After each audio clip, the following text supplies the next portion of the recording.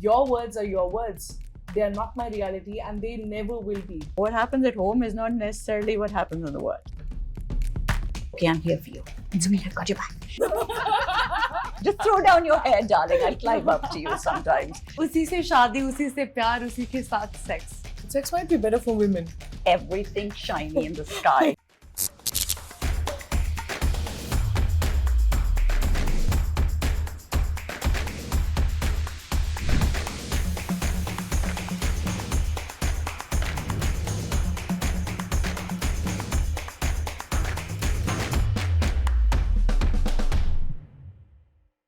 I don't want to be a man, but I don't want to be limited being a woman. Today, I'm joined by two wonderful women who I'm going to introduce you to shortly. These two women have broken barriers, changed the narrative, and literally risen above so many stereotypes. Sakshi Sindwani and Seema Anand. Ji. Thank you for having us. Okay, so I always start my podcast with this particular question that, what's the vibe? How are we feeling today? What's the Vatavaran like? Tell me. The Vatavaran is very chill. I'm good. I'm feeling too. good. I'm feeling extremely zen. You're feeling extremely zen. Yeah. Oh, that's always a... I'm not zen. I'm very excited to have this conversation with her. Yeah. But I feel good. That's amazing.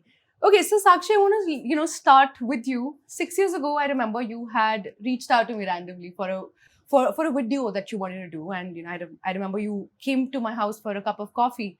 And this super energetic, bubbly, extreme, passionate approach to that video that we ended up doing. And at that point, I think humble beginnings with YouTube. And then you went on to create 365 days, one outfit a day on Instagram. And I think that's how you started on Instagram. Mm-hmm. And very relentlessly, you started on Instagram, right? And at that point, I think you were dabbling between the idea of YouTube and Instagram, if I'm not wrong, right?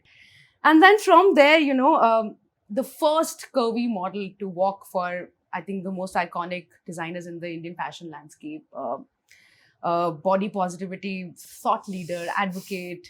And It's so weird. People sort of lose these examples. I think, I personally love the way you're able to produce such aesthetic content, that eye that you have, which you did 6 years ago when I met you for the first time. And then, doing everything that you're doing along with that. Every time I meet you, that energy level is the same, and that's what makes me feel like you truly believe in practicing what you preach. Honestly, I think I've sort of lived 3 different lives in the last 3-4 years. And when I started with that video, I know that while I was working on that video, I was a nobody. I was literally somebody like studying in school, right? I was doing my postgrad at the time in college. And I just knew that video would change my life. Honestly, because the hard work that I put in, the dedication, I took on the editing myself of something which was literally, it was a short film. And I had no idea about editing or colors or so many different things. And I took on those roles and I committed to it. And I think, and I got a lot of people that were so out of my bounds at the time. I mean, here I was just like a nobody with a few subscribers on YouTube, reaching out to like editors and dancers and founders like yourself, like so many different people. And I got 13 women together to talk about body positivity and insecurities and just really digging deep into those conversations. It's incredible. And I think also that was the first video that went sort of viral at that point, exactly. And virality now means something very different. Correct. At that time, to get like 1 million views or a few lakh views was like a lot. Yeah, we all were very happy because we were featured in the video and we were like, oh, it hit 100K. I remember that. And everybody was supporting it. Like YouTube India was supporting. There were so many people backing up the video because nobody had done or spoken about inclusivity from that angle till that point. It was so weird that did I become the first person to, like a social media content creator, to talk about inclusivity and body positivity from that space? So that felt very different. And then you're right, I was sort of juggling between YouTube and Instagram because I'm a very visual person and I consider myself to be an artist. And I know that a lot of content creators don't refer to themselves as artists. but cinematography, storytelling, these things are so important to me that Writing. writing, Scripting, script yeah, writing. yeah. I write scripts all the time. And I feel like You know? I think every content creator is an artist in their own way. But can I just say that, I mean, over and above that, so I went on to social media in 2020.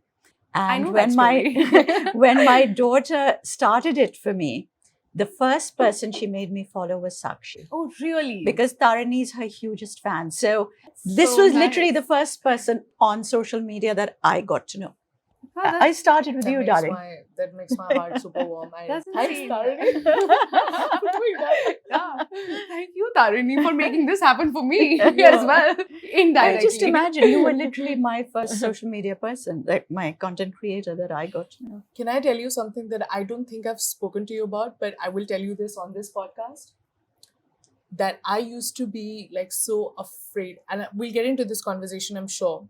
But as a big woman, I was so afraid to even talk about sex or think about sex or attempt sex for the longest time. I think we need to pause here because there's lots of questions coming around this. You know, I mean, you've helped so many people in ways that you don't even know. So in the way that I've maybe helped Tarini or you just know you've done the same to me. Oh, thank you. This is all so cute. it's like a mutual admiration admiration. society. We love it. Seema ji, as I like to call her, integrates her knowledge of mythology with techniques used in therapeutic storytelling.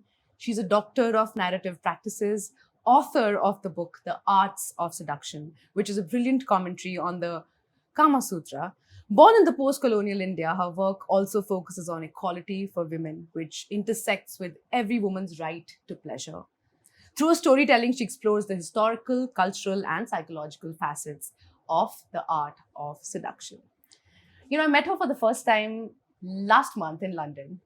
And as somebody I was kind of intimidated, you know, and she had that commanding presence when I met her. And within the first 15 seconds, there was this soft motherly embrace that she held me with through the conversation. And, you know, I put up a post on Instagram after that, which we'll plug in here. And I, towards the end, wrote, I'll hopefully see you again. Okay. And then like 1 month later, we're here and I feel like it's all planned. It had to be. Absolutely. It was an absolute pleasure meeting you. You're just the most incredible, talented, unusual person that I have met, and I love it. I love you. Thank you, Seema ji. Okay, you know, I want to start with very few of us have the opportunity to grow up looking at women as role models, right? I feel like the idea of women having their own agency, you know, the right to having that decision-making power at home, within the bedroom, outside of the bedroom. So Seema ji, I wanted to ask you, do you think your life journey has had a huge role to play? Because I know a little bit about your life journey. So do you think your life journey has a huge role to play with what you're doing today and the purpose that you've attached yourself to? So I think I'm fortunate. I'm very unusual in my life journey that the women in my family going back 4 generations have been professional women. So they've been educated and working. Yeah. My Nani's mother, Nani and all her sisters, my mother and her sisters. So one thing was that I never had to fight for an identity. In my household, women have an identity, which is very, very lucky. Yeah. Just that you step out and you realize that, okay, what happens at home is not necessarily what happens in the world. That's not the norm. Yeah, there was a huge fight when you came out. So maybe just that my brain was geared from generations to be the way that it is. I don't know. I do agree with you, however, that having those role models was fantastic, but that was at home. And when you face the world and you realize that's not how the world is looking at you, it's a real problem. Yeah. To me, those role models are the stories. You know, people often ask me, well, what good are these stories that you're telling? These are the stories that define our identity. They tell us that, yes, I can be like this. I can be that person. And my work started because I could just never find a story where a woman had the right to her own body, where the woman had the right to her own pleasure. It was always somebody else's property. She had to get permission to feel pleasure. And that's what actually led me to the work that I'm doing right now. And I just hope that for all of you, the next generation, that there are going to be a lot more women that you can look up to, because that was a problem. Yeah. Goosebumps.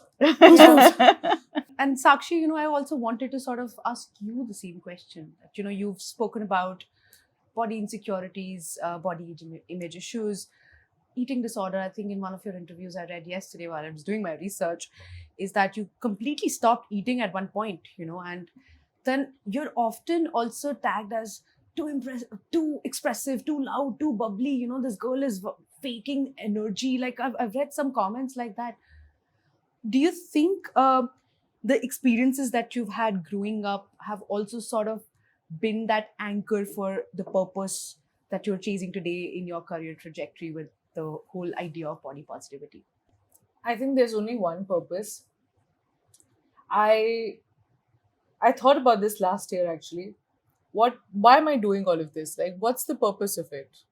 Okay, I was in the right spaces, in the right places at the right time because I worked hard and I deserve those opportunities.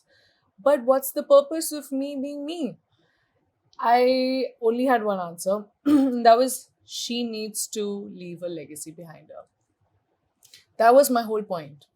I cannot be just another content. There's nothing wrong being just another content creator. I wanted to be somebody that I needed to see growing up. And that's why I really started what I started. And people will come and say whatever. They'll say I'm too much. So for some people, I might be too happy. For some people, I might be faking it. For some people, I might be whatever. But it doesn't bother me.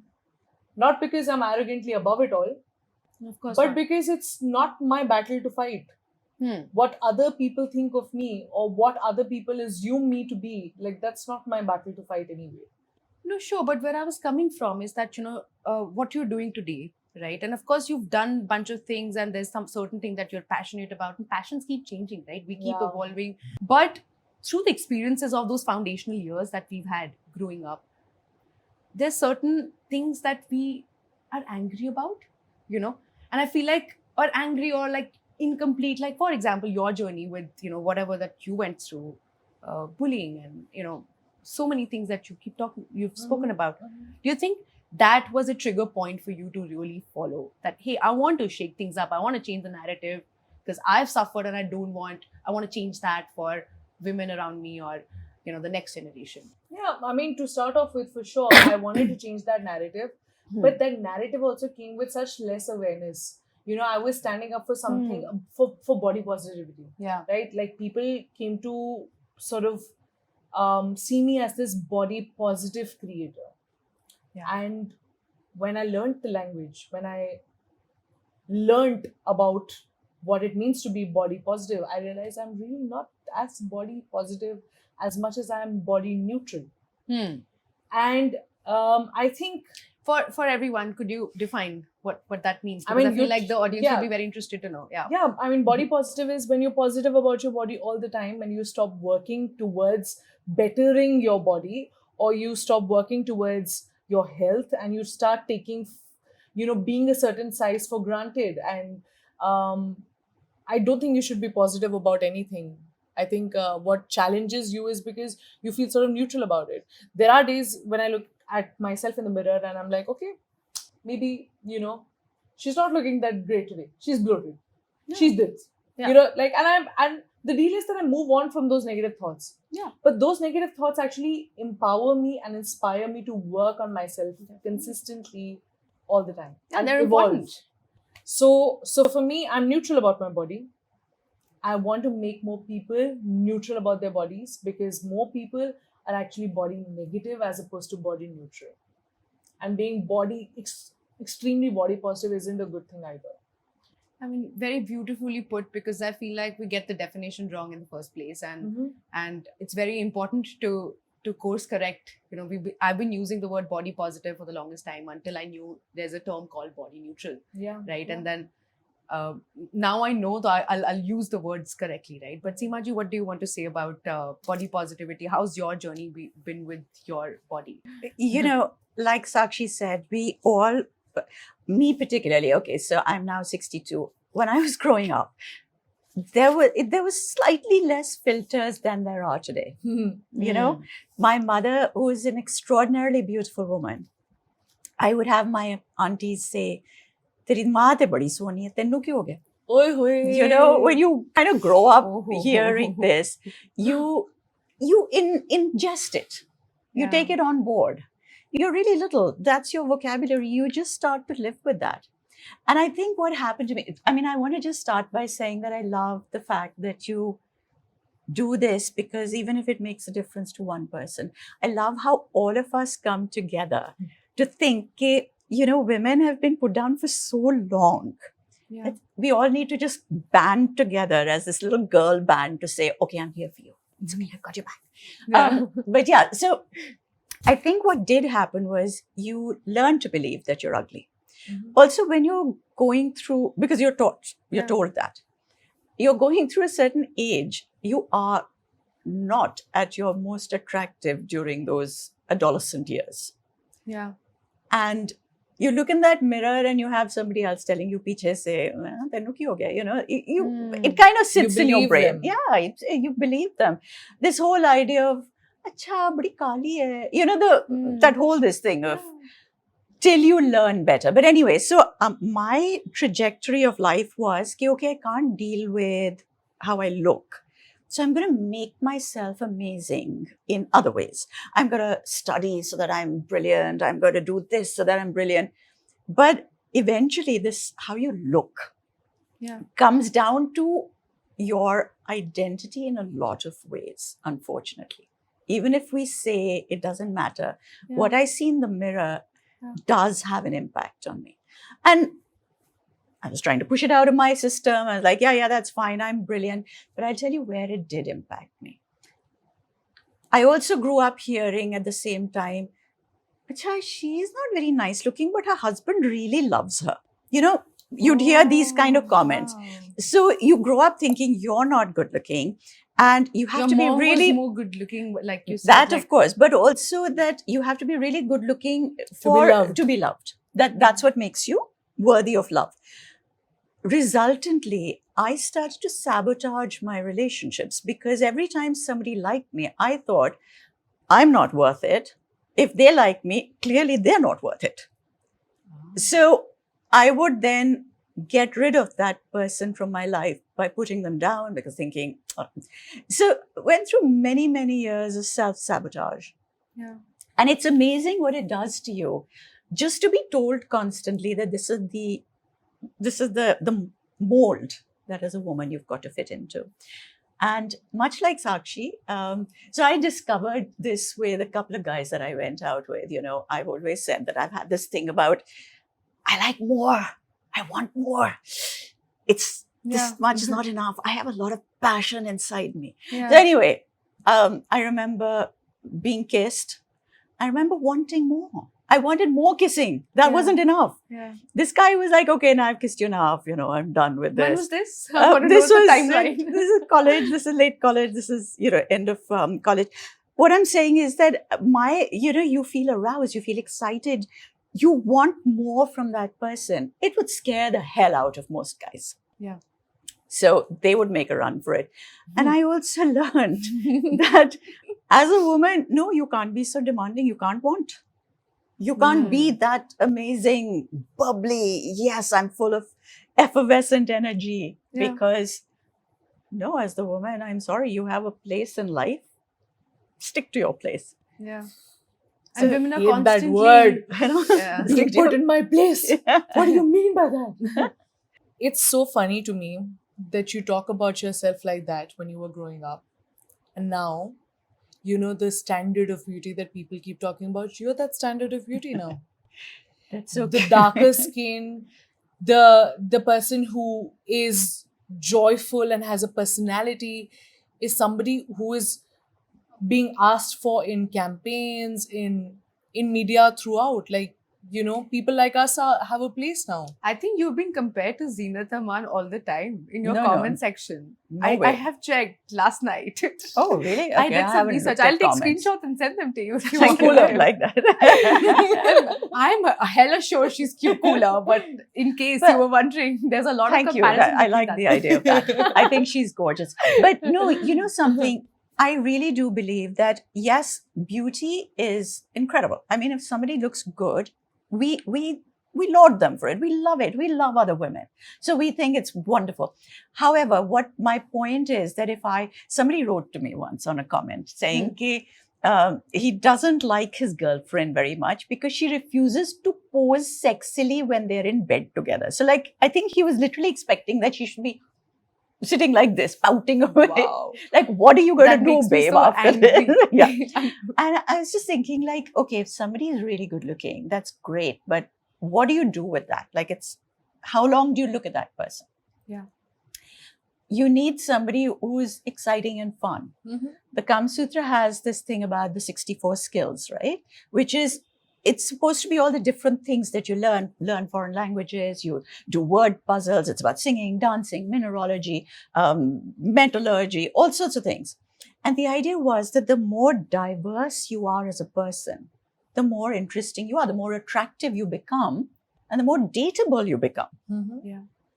And that's literally what it boils down to. I mean, if I have an exciting personality, I know that I will get more attention. Yeah. But we're not taught that because that's too much autonomy. Mm-hmm. Like, How can we? We have to fit ourselves into that box, right? The more we suppress ourselves, the more we compromise, the more we try to fit into the narrative of how we're supposed to be. There's a ready-made, trajectory of our lives that is already decided for us, and dare we, revolt, It's a bit sexist and patriarchal, honestly, because like the Totally. personality is supposed to be with the man, right? Women are supposed to be at home doing the well, chores. just looking pretty. Looking pretty. I was told all the time, let alone social media. Growing up, I was told to be a little like, Oh, Calm I've down. been told that calmer. so many times. That's not feminine, that's not girly. So actually, you have to be a girl.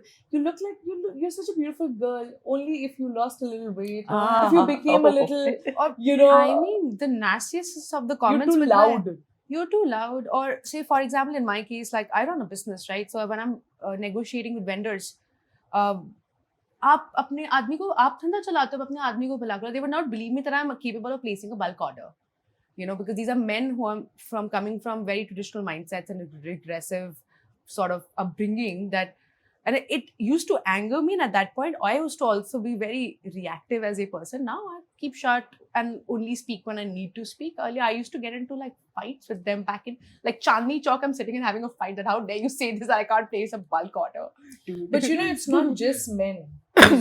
Yeah, it's equally It's- women. Yeah, it's we constantly feel like we are not enough. Yeah. And our mothers tell us, our role models tell us that, he can do it.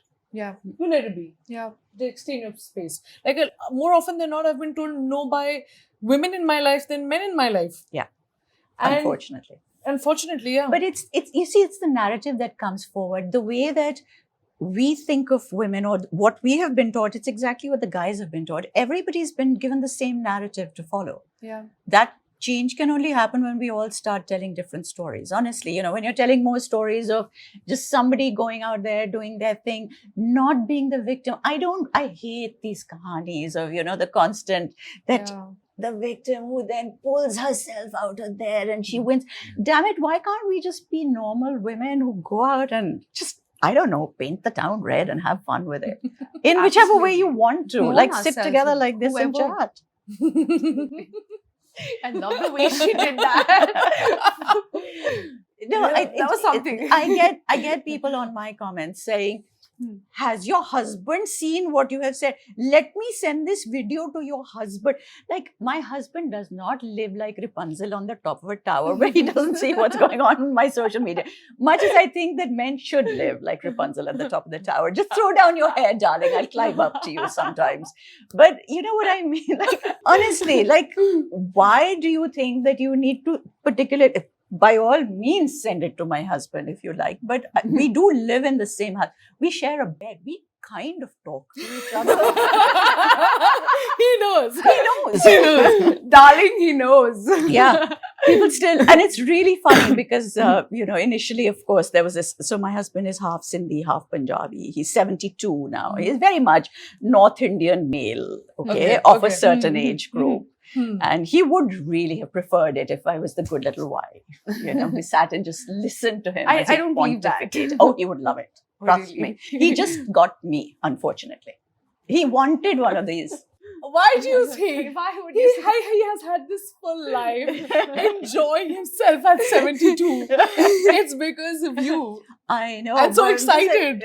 What is she doing next? What are you doing? Okay, tell me how many husbands at 72 years old would say, my wife is doing this and achieving that and she has this travel to go.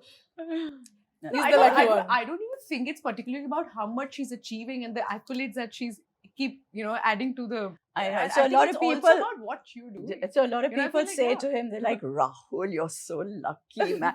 And he's like, nahi, isko sirf, nahi, isko sirf theory pata. Very poetic that his name is Rahul. Is his name Rahul? His name is Rahul. Very How poetic. bloody typical. Rahul and Seema. I mean, how much more can you get? Shah Rukh Khan fan in the house. And mine is Raghav. Oh, there you go. Wow, you guys. Mine is my Wi-Fi for now. They're there. It'll happen. It'll happen. Hopefully. You spoke a little bit about Kamasutra, and of course, having a conversation with you, and how can we not touch upon it? One of the things that you said in one of your interviews really stuck with me, which was that pleasure is the function of the brain and sex is the function of the body. Really made me think, oh yeah, pleasure is actually intelligence. It's the game of some neurotransmitters which are signaling something to the body, and that's how we're feeling that pleasure, right? And presumably so, like most people, I thought Kamasutra is a book about sex and positions, and that's possibly the reason that this 3,000-year-old ancient erotic Indian literature is on the map, And then I came to realize that it's actually about social conduct. It's about social etiquettes. It's about, teaching a man how to live a very cosmopolitan, like a full life, perfect life. And I wanted to know, how relevant do you think it is today, not only Kamasutra, and how important it is for the generation of today to actually go back and read that erotic Indian literature. And not only is that sort of breaking barriers of equality within the bedroom, but also sort of in that whole society at large, with gender equality and everything outside of the bedroom. So the Kamasutra is actually written in 7 sections. Section 2 is on pleasure, and it's the only relevant part. The rest of it is not like section 1 is about how a man should build his house. You know that the book was written for men. Yeah. It was written for wealthy men. It was not written for women. Women weren't taught to read and write on those days. They didn't even know how to read. Yeah. So section 2 is on pleasure. And as far as I'm concerned, as long as there is a time when people are being intimate with each other, any kind of literature that you can get on good ways of having pleasure is going to be relevant. But what's really interesting is that for a book that's written just for men, section 2 is where Vatsyayan addresses men and women both. And he goes out of his way to talk about how pleasure needs to be, if pleasure is going to be long lasting, then the woman's pleasure has to be totally taken care of. That's the only way an intimate relationship will last for longer.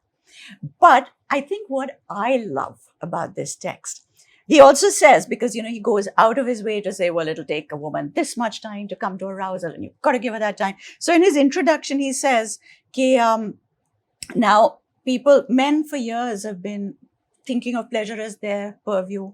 It's their thing. Why should they now start to put in so much time and effort to bring a woman to pleasure? Like, why? So he says, okay, let's make it aspirational. So he tells the men, he says, if you can make your woman come fully to pleasure, your business will do better. And then he gives them examples on how it'll do better. Yeah, so he makes it aspirational. Otherwise, how do you actually get to a guy's head to say, well, you can come in like 30 seconds, she's going to take 35 minutes, what are you going to do in that time? yes, it's worth your while. Your business will do better. I mean, let's start with that. You'll become a better warrior, etc. But I think for me, the idea of pleasure being so important is that it changes who you are and how you think. We have been brought up on this idea of sacrifice, renounce, numb down, give up. Every time you put that down, put something down, you suppress it, you numb that feeling, you kill off that feeling, right? That's what we've been taught, that's how you move to a higher consciousness. Yeah. You decrease your ability to feel. The more you shut down something, you've decreased your ability to feel. When you talk about a higher consciousness, you need every nerve ending inside you coming alive to get to that next level. You think it's a bloody staircase that you're just going to, climb up. No, you have to bring every bit of you to awareness. And that comes with raising each bit to come alive. So pleasure is not really, I mean, everybody thinks of sex when you talk about pleasure, but really, if you think about it, it's a Shakti, it's an energy. Yeah. When you're in that state of monotony, everything is kind of settling down, not, the habit forming thing. Your brain is also a little bit dull at that point. You have that, and then you have the woken up time where everything is pinging. That's the pleasure time. That's the woken up time. Now, what I absolutely love about the section on pleasure is the language, the vocabulary with which he approaches the idea of pleasure. It's not the language of today where it's full of guilt and sin and it's dirty and it's like, oh my God, kya kar rahi hai? None of that. It's not seedy. It's not, and it's not even that idea of, oh yeah, let's be positive about this. This is another one, sex positivity. Now we're all sex positive, this thing. Let's just think it's all great. They actually talked about it in terms of beauty. And one of the examples I always love to give is on the jewelry, as you know. Yes. So, and I was blown away by the idea that today, when you think of young people learning how to have sex, anything they want to learn, they get it from porn. Yeah. Times gone by, women were taught how to do their positions by different pieces of jewelry, how it moved on their body. Yeah. And the first one I came across was if the woman was going to be on top. If she's riding and there's supposed she's to on be top, that thing yeah. around her Now, waist. in porn, like I've always said, unfortunately, when they show this, they show the woman going bounce, bounce, bounce. Because it's a camera, you got to pick up something on a camera, right? Yeah. It's the performance. And in fact, that is absolutely of no pleasure to the woman. You miss every point. Thank God somebody said that. You miss all the G spots. You and then, miss by the way, all the many G-spots. moments, What have people been showing us this entire time? Yeah, because that's a camera thing. You've got to show the money shot, right? This is the money shot. Yeah. Another money shot is where the guy ejaculates like a fountain. That's a money shot. that Who never does that bring happens. pleasure to, man? That's true. It doesn't, right? So Yeah. women were given these jingling girdles with lots of ghungroos, Yes. which they would wear on their waist. We must get that now. Yes, No, but you absolutely. need to Sakshi know is going that to make them. Yeah. And then make sure it can't that, move. that the ghungroos didn't make a sound. Yeah. Now, when you're on top, you are moving not to understand what you have to do, grind. You're understanding how to not move your ghungroos. And that's teaching you how to do that move. position right. And the Yes. long earrings, once you get them swinging at just the right pace, that sets the pace for your thrusts. I mean, that Wow. is beautiful. That is exquisitely beautiful. That's like thinking of it as an art form. It is an art form. Yes. It is. It's about artistry. It's not about, okay, fine, turn the light off, wash your makeup off, It's a put on and- transaction. yeah. We got to do it. This is like truly saying, let's build this up together. love making. Yeah, it's just like that is pleasure. Yeah. And for me, that's what makes this text special, is it just changes the vocabulary so that you think about it differently.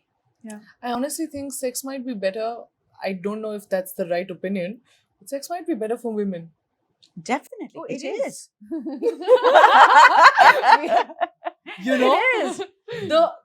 Growing up, at least I know that most of us thought that sex is a man's game.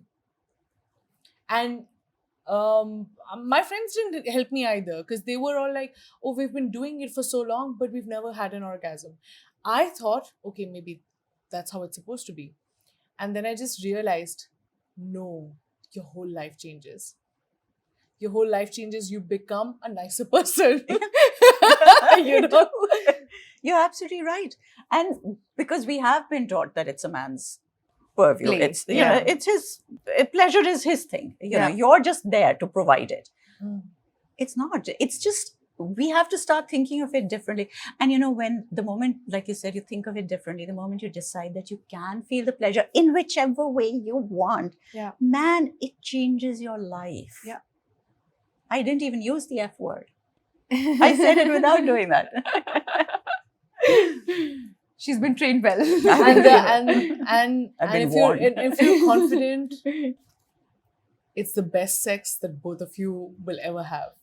Let's just put it out there. You know, like, stop. And honestly, I say this to myself, or just to heal that, you know, teenager or the college student in me. But I also say it to the other people, like, don't let what you look like and your body type and your shape Absolutely, restrict yes. your pleasure at all. Sakshi, that's exactly what I wanted to come to. You know, she's spoken so much about pleasure and sex, and you know, we've touched a little bit about, you know, what your journey has been with body positivity, and you recently got married. And I'm sorry I cut you, but I really thought I will ask you this question specifically because since morning I'm like, okay, this is the conversation I need to have with her. When you grow up with having body image issues, and that's literally most of us, you know, just because you're vocally talking about it, you're actually representing a very, very large section of us. Like, you know, I relate to most of the things that you talk about, you know, even though I'm not quote unquote a curvy girl, right?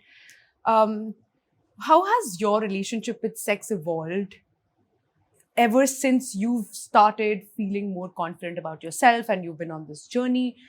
And that's one. And the other thing that I also want to talk about is that, you know, as a partner who possibly has a different body type, you know, is that something been hard to navigate with? And what's those preconceived notions that you have in your mind? Heavy loaded question. Wow, sex has changed for me so much. The definition of it, the feeling of it. But I just know this one thing. I felt a whole lot more sexier now that I'm curvy, as opposed to when I was thinner. Because, you know, I was not happy with my body when I was thinner. Even if, like, porn showed us, if you have like a slim body, not that big a chest, specifically, never saggy boobs. Specifically. That's sexy. And then I realized, okay, the curvier I'm getting, boobs are growing and they're becoming saggier, because that's the how anatomy. that's Yeah. That's how That's how bodies the body are, works. you know. Yeah. And I just realized, okay, that's one hurdle I need to cross. And then the next hurdle was just I need to let go of the insecurity myself, because my partner loves me regardless. I think he'd like the curvier version of me a little more, you know. So Wonderful. I had to get out of my head when it came to sex. And I think a lot of people, we analyze our bodies and we pick on our bodies. It's like a body More- audit. you know? Yeah, more than nobody cares. Honestly, nobody even cares about your body more than you do. So Not even close. not even close yeah. people. And if you think they care about your body, it's honestly your insecurities. You know, and I believe in this so much. When you have a negative aura about your energy is compromised, people can see it. People can get access to your insecurities because you're leaving them out in the open. And they will pick on it, because people love doing that. And they will affect your energy even more. I have such a strong protective layer around me that if somebody were to body shame me, I'll be like, try me. Yeah. Try to body shame me, because I mean, your words are your words. They are not my reality, and they never will be.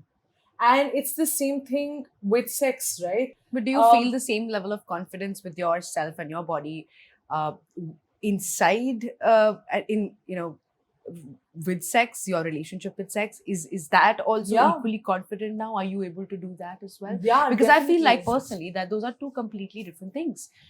In my head, when I'm going out there, there's a certain level of projection, pretension, performance that, I can still wing it, right? But when I'm, in that private But I healed moment, myself from I within. don't accept my body fully, and that derives me of the pleasure that I could actually achieve, and that I'm working on it. But I wanted to understand from you what's your journey been like.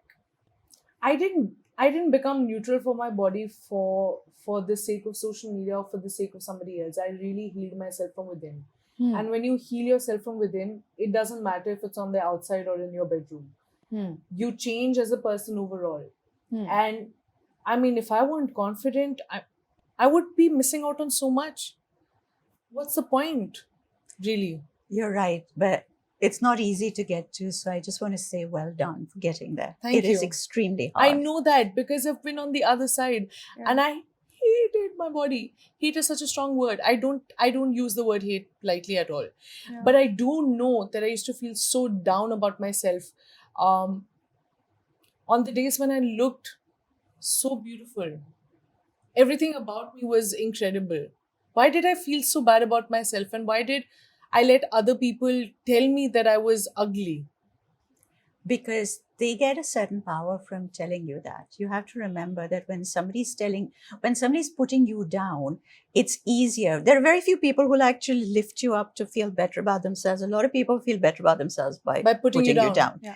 It's just They're simpler just to do that. projecting Yeah. their own insecurities. And I just want to actually add to that right now and say that one of the questions a lot of young women write into me about is that they have fat upper thighs, like it's always more flabby, and the fact that the inner upper thighs are much darker, or the vulvic area, the vulva is darker, the outer labia. And oh my God, can I do something about it? And I just want to put it out there for everybody that is the case with almost everybody. Almost everybody is more flabby on the upper thighs, does have darker inner patches on their upper thigh. It's no big deal. It actually It's just normal. blends with the rest of your body. And I'll tell you the day I suddenly realized that those dark patches didn't mean a thing, because we all grow up with our body issues. Yeah. Went through years of saying, oh my God, I can't possibly let anybody see this. Even though I'd been married for so long by then. Oh, I can't let him see this. Got to do it in the dark. All of that.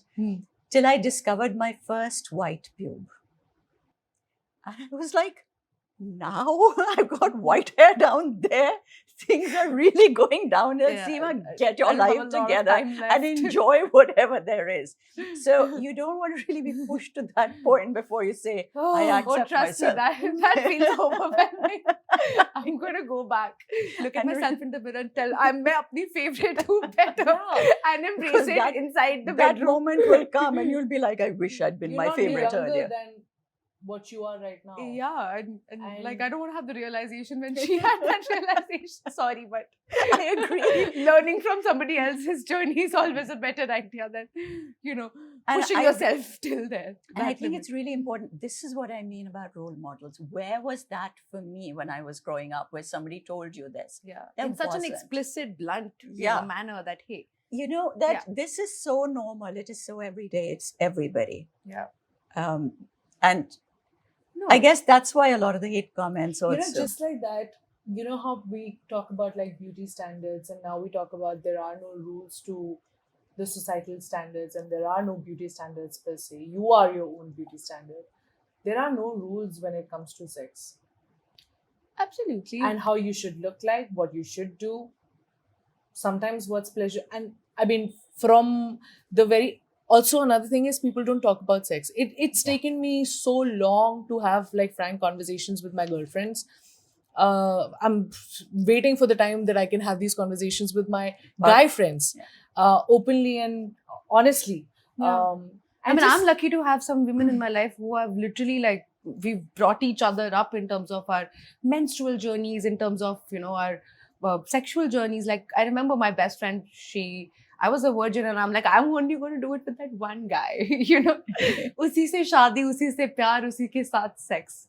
And there's nothing wrong with that. There's nothing, honestly. but I mean, that was the mindset that I was probably brought up with, right? And then my best friend, she was having fun right, left, and center. It had been a couple of years, and then I was dating this guy, and when uske saath bhi after 2 years, I had sex with him, and she literally held my hand through the whole journey. How So wonderful. I Kudos feel to like, women yeah, like that. you know, there's subconsciously, we've still grown up with the idea of a certain body type being, fit into, even with Netflix and OTT platforms, right? So there is still not enough representation when it comes to feeling sexy. And no matter how much inclusive campaigns that we see, there is still not enough. So, you know, you've been one of those first people. And when I say this, I know you truly practice what you preach, you know. Very authentically, you sort of riding that, you know, when leading that wave. What do you think needs to be done today when it comes to representation, and how do you see yourself taking the lead? First and foremost, as a country, we need to make our own rules. We follow the Western standards too much. And India is filled with curvy women. The bandwagon of inclusivity should have come to us sooner. And what I can see is that inclusivity and the conversation around body positivity and image is going down in the West. You can see lesser representation. I just hope that that doesn't come back to India. And what you can do right now is, you don't have to be somebody to change your little circle. Yeah. You work on yourself. It's a journey, and it is a very hard journey. She rightly pointed it out. Self-love journey is the hardest because we feel and we truly think that we don't deserve love ourselves. We need to constantly give and provide and give. Yeah. With that being said, people need to understand that tokenism is dangerous as hell. So get more body types, get 100%. bigger representation. Do not stop, even if your campaigns fail, even if people stop talking about it, you don't stop talking about it. You can't believe in something and then because a trend is gone, you stop believing in it. Yeah. That's terrible. I know I've chosen such a difficult path because my followers will never grow in a way that an entertainer's followers would grow or a comedian's follower would grow. You know, I have such a niche and it's going to take me some time to build that niche. I'm catering to women interested in fashion, beauty, lifestyle, bigger body types, interested in body. It's so niche. It's brave of And- you to be. Yeah, honestly, every single day is a challenge to let people know what I'm doing is above relevancy. Yeah. I'm not doing it to be relevant. I am an artist. I'm doing it for me to, you know, tell people what I feel like and what I want to change in the world. What I would want my daughter to honestly see when she grows up. I really hope I have a daughter. Let's manifest that. Manifesting. But On this couch, guys, I'm gonna act like coffee with Karan now. We manifested It was manifested on this. But it's just like, hold your ground to anybody. You don't have to be somebody to hold your ground. You can just be a person. And don't stop having conversations around anything that you're passionate about. It doesn't have to be inclusivity. It doesn't have to be sex positivity. It could be anything. As long as you held your ground over something, you will change your circle and in turn change the world. There will be impact when you Yeah. genuinely, truly feel for something that is backed up by your personal experience. Yeah. Because then is the only way you can understand the nuances of what goes through, right? Because you've gone through it yourself, is when you understand it, and that's the reason you're championing it out like a और queen. लोग ना बहुत overthink करते हैं. I've realized this that people overthink everything. Like how much they'll be judged for saying whatever, how much they'll be judged for doing something. It's their own insecurities and overthinking that just, like when Seema, I love you for saying that. When you said that, be open, just do it. Like, don't be a victim and like be in your own space and acha ye mere sath bura ho gaya, ye ho gaya.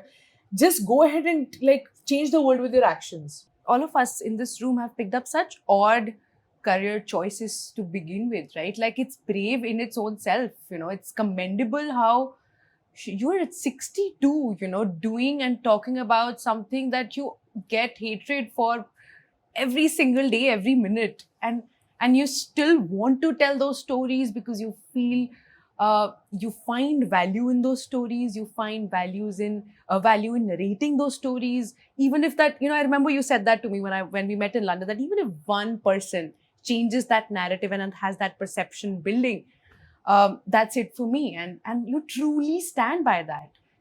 And I want to also say that you say that your audience is limited to a certain type, and you kind of.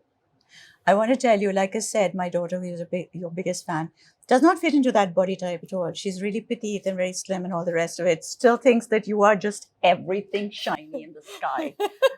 So I just want I to am tell everything you, shiny yeah. in the sky. So, you have totally motivated that young girl because she thinks your style is incredible. Wow. So, That's, yeah. I she think was you like, made Sakshi's day. no, honestly, Yeah. she was like, Mom, you have to get Sakshi to style you. Like, she's so amazing. And I was like, all right, calm down, like, let the poor woman be. But yeah, so I want you to know that you I reach out love further. Fashion so much. I love it beyond body types. I love it beyond stereotypes. I mean, the way you walk You that know, ram, girl, like, I worship the ram. I see it. I worship it. I see it. The way you own that ramp with whatever that you get worn, I remember this one walk with Gaurav Gupta you did. I went back, rewinded that walk 10 times. And I'm like, I can't even walk in shorts because, on a beach with off camera because I think my thighs are too fat. How is this girl doing it? I literally saw that video, and I'm not a curvy girl, like I said. And you said, coming back to Seema Ji's point, that, the audience is limited.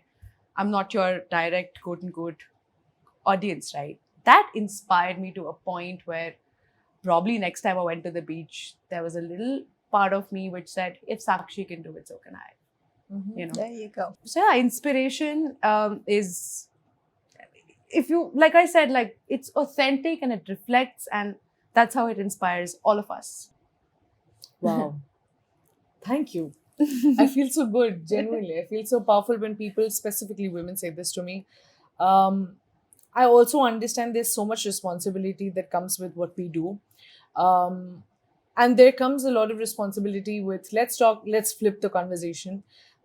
Audience holds a lot of responsibility to also protect us. Yeah. We put out a lot of us.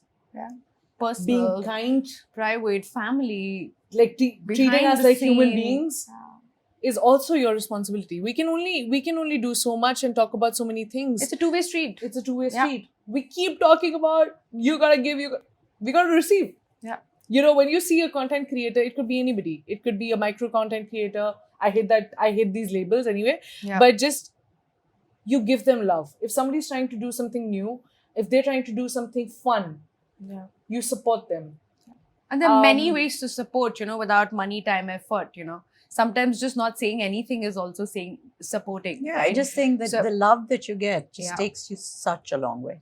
Seema Ji, I wanted to ask you this question that we've touched upon, your journey, and I know a little bit about your personal life as well. And I know, looking back in retrospect, it must be very exciting, but it has been unusual, and you've spoken so outrightly, loudly about it, in a way that you're proud of everything that you've gone through. And how are you so sure about yourself? And what is that one advice that you'd like to give to anyone who wants to work on the idea of self-love and wants to be more self-assured? Okay, so I think the first time somebody said to me, "Oh, you're so self-assured," it was actually because I was nervous as hell. I'd walked into this Oh, so you room were of, winging it. it was an event. I'd gone in alone, and I literally what I would do is I'd walk in and I would sort of scan the room from the entrance to see if I know anybody over there, and then head towards that person. I mean, that was my way of doing this because I'd be like this on the inside.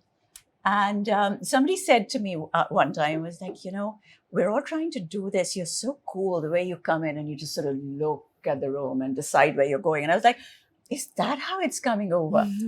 Wow. And I think it made me realize that my insecurities, my fears are so deep inside me. Nobody else is actually seeing me in the same way. Yeah. What the hell am I doing? Yeah. So I have to say, I think with me, by my realization of being self-assured came from my journey on stage. I'm a storyteller, as you know. And typically with the insecurities I grew up with, I would get up on stage and I would tell a story. And I would look, let's say there's 100 people over there and they're all looking at me and smiling because they're loving the story. There are 2 people with a sulky, grumpy face. I would focus all my energies on those 2 people, trying to change their expression. Wow.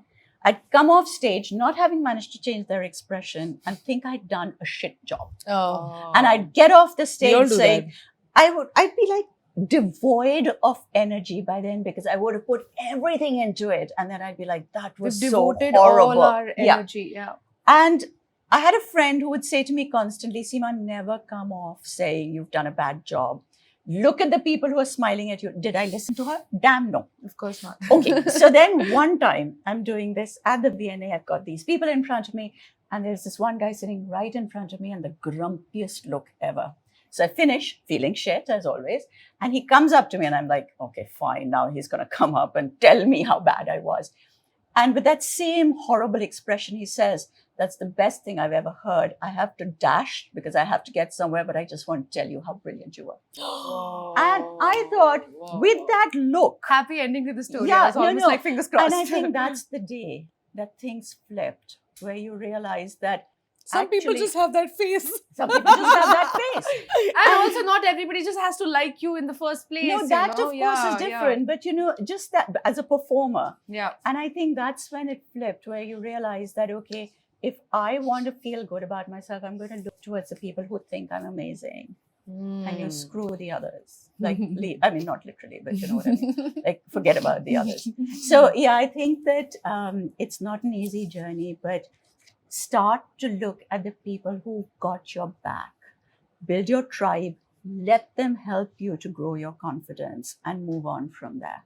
We all need a helping hand to start with. Yeah. You will eventually take over and run with it, but get yourself your tribe. It's so important. And the cool girls are not the ones we necessarily want for our tribe. It's the ones who got your back. The ones who stay, the ones The ones who love you, the ones who support you, the ones who run for you at 3 a.m. in the morning, Yeah. you know. who raise Truly. their voice for you. Yeah. That's it.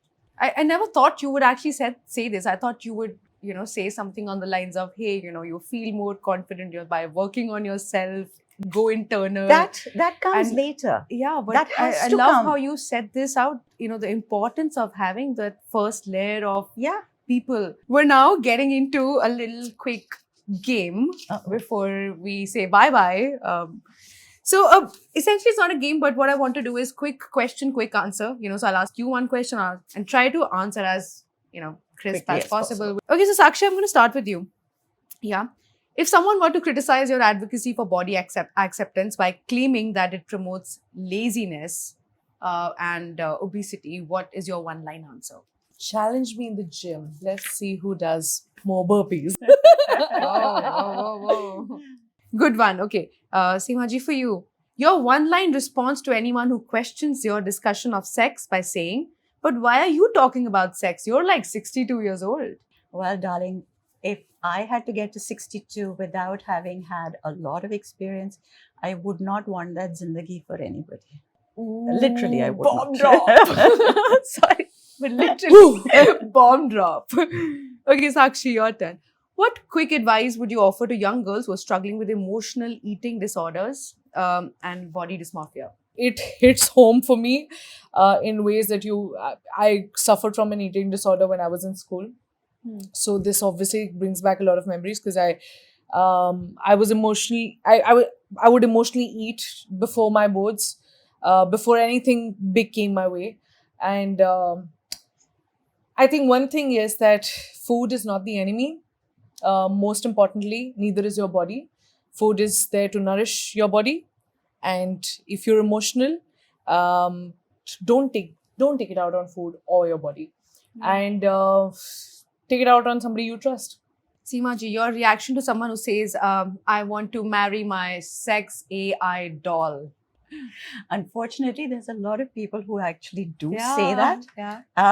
I just think that it is the saddest when you've lost that ability to connect with another human being, because the joy of going skin to skin with somebody else is unbelievable. But unfortunately, we are in that part of the world and that time in the world when AI dolls are just so much easier, because unfortunately, they are programmed to just give you pleasure when you put in no effort at all. You don't have to cater to the needs, emotions, nothing. Nothing. You know, it's no So reciprocation. I in that would What does say, that even mean? Like, oh, AI? you know, you have so Torso you have dolls? these like you literally I've get never heard dolls of them. now. Oh.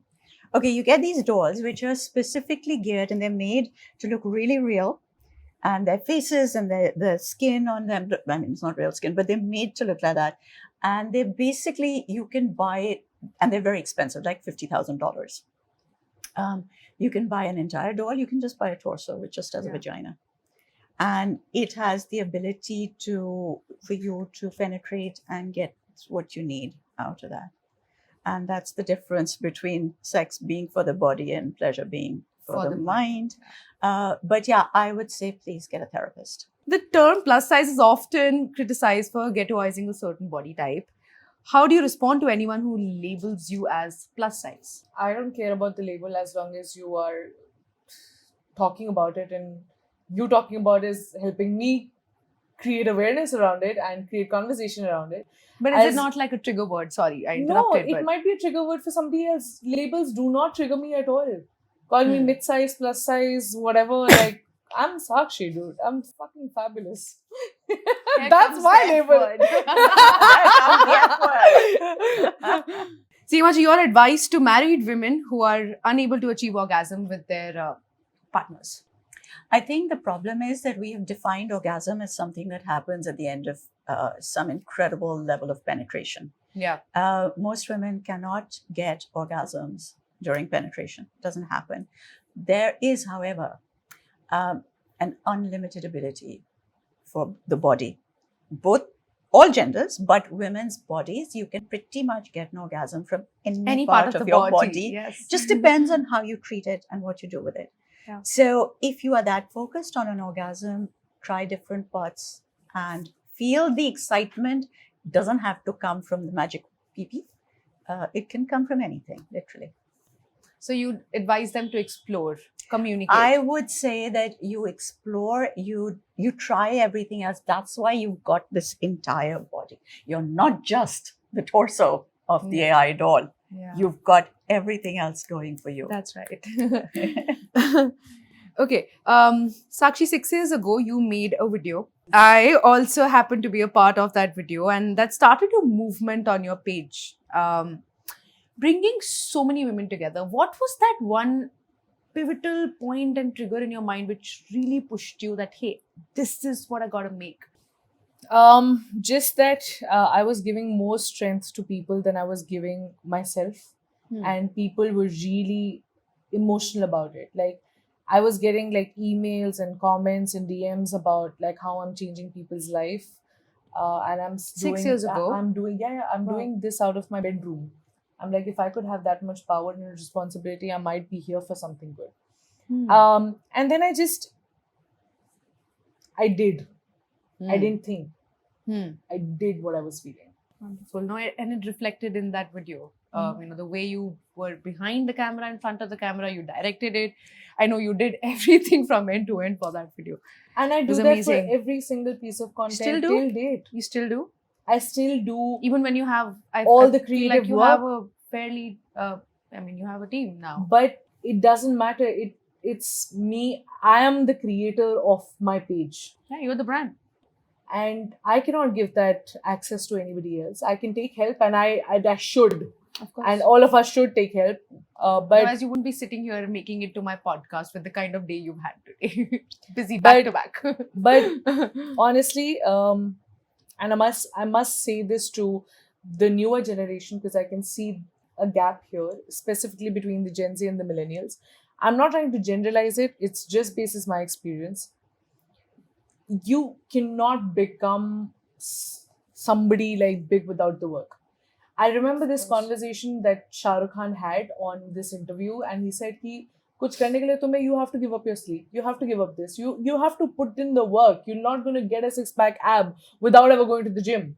If you had to recommend one piece of ancient Indian literature that everyone should read in today's age and time, would that still be Kamasutra, or there's anything that you would want everyone to read? You know, you think इसके बिना नहीं होगा, सबको पढ़ना चाहिए. I think that actually pick anything.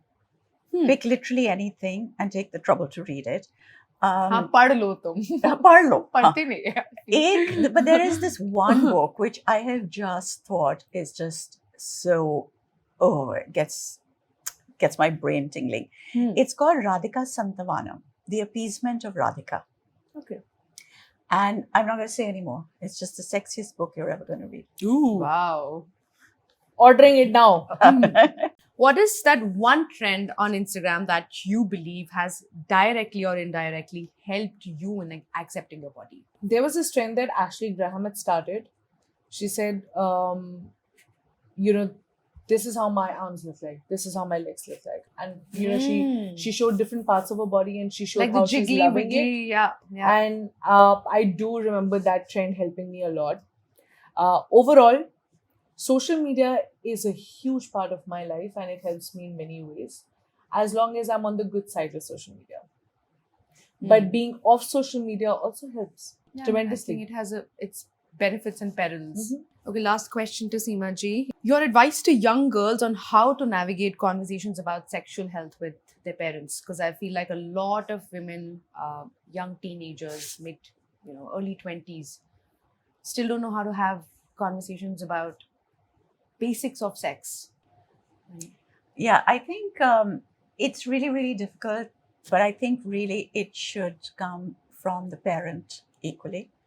And I think that instead of starting with the body, because I keep saying sex ed is not just about two body parts fitting together. Yeah. It's about the emotions that go with it.